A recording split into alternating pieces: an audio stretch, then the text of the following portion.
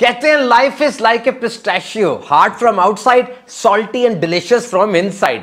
जिंदगी पिस्ते की तरह है, बाहर से सख्त लेकिन अंदर से थोड़ी मजेदार और नमकीन भी। पिस्ता, इसे स्माइलिंग नट और सुपर नट भी कहते हैं। एक वक्त था जब ये सिर्फ बादशाहों का खाना था।